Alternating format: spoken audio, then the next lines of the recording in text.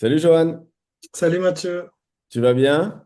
très bien et toi? Au top, au top, au top. Écoute, ravi de t'avoir avec moi. Je ne sais pas pourquoi, je sens que l'échange va être riche. Donc, je vais pas prendre trop de temps sur les 5 minutes, je te donne la parole tout de suite.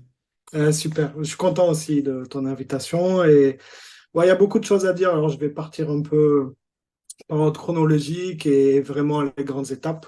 Et puis après, s'il y a un truc en particulier qui t'intéresse dedans, on pourra le creuser ou peut-être une autre fois.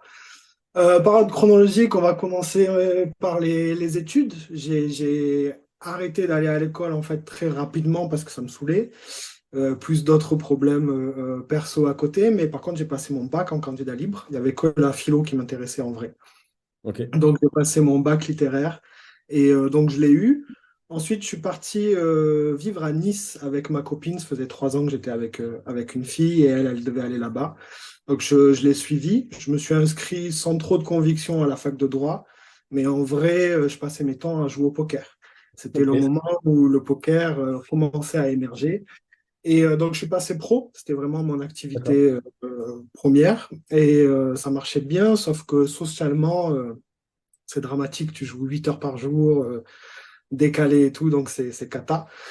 Au final, ça fait que j'ai perdu ma copine à cause de ça, et je pense qu'elle avait raison parce que je devenais pas du tout intéressant. Mais par contre, ça m'a appris énormément tout ce qui est psychologie de l'être humain. J'ai beaucoup étudié à ce moment-là pour comprendre les autres joueurs et tout, comment gagner.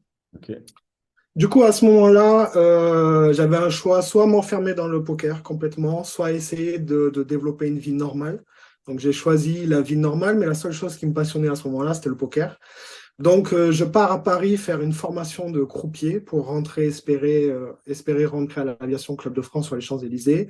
Donc, je passe vite, je suis repéré là-bas, je rentre en tant que croupier. Au bout d'un an, je suis débauché par l'équipe de formation qui veulent que je devienne formateur. Donc, je deviens formateur.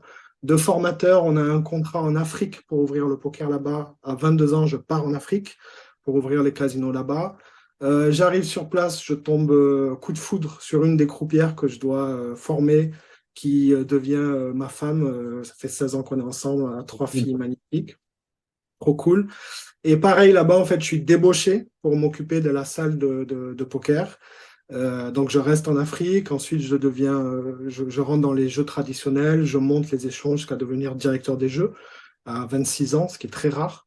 De là-bas, je pars ensuite dans les machines à sous. Je gère quatre grandes salles de machines à sous. Ensuite, je pars au Sénégal. Je suis débauché pour être directeur d'exploitation là-bas.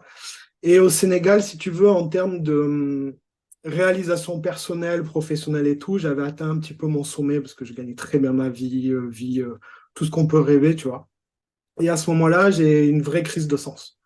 Parce que j'ai plus d'objectifs et tout ce que je m'étais donné comme objectif, en fait, je l'ai réalisé et j'avais 30 piges, quoi.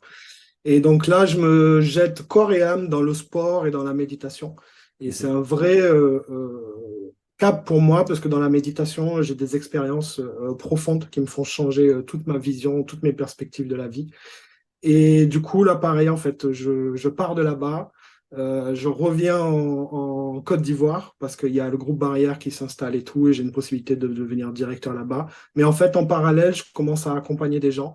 Le week-end, ils viennent chez moi, je les accompagne et tout, et je développe une activité de coaching, puis de thérapie. Je me forme en hypnose.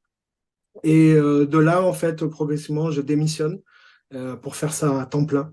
Et à côté de ça, je vois le temps passer, donc j'essaye d'aller vite. À côté de ça, je développe une activité aussi dans le vin. Je reprends la franchise Cava Vin, donc du coup, je me forme à tout ce qui est vente, management et tout. Et je fais ça les deux. Ensuite, j'ouvre ma boîte de formation et de conseils professionnels. Et finalement, j'ai quitté tout ça pour revenir en France. Là, ça fait un an que je suis revenu en France après 16 ans d'expatriation. Et aujourd'hui, en fait, je continue d'accompagner des personnes, mais sans l'étiquette soit de thérapeute, soit de coach, quoi, qui me dérange un peu, mais plutôt comme, en gros, un mec qui peut t'aider dans plein de domaines particuliers. Et en fait, on prend contact, on voit ce qu'on peut faire. Et c'est comme ça que je tisse des relations, et c'est comme ça que j'essaye d'aider les gens. Ok, écoute, on est à la fin. J'aurais Ouais, 100 je suis allé très speed. questions, mais il ne me reste plus qu'à te dire au revoir. Merci beaucoup pour ce partage. Ciao, merci à toi. Ciao, Ciao. ciao.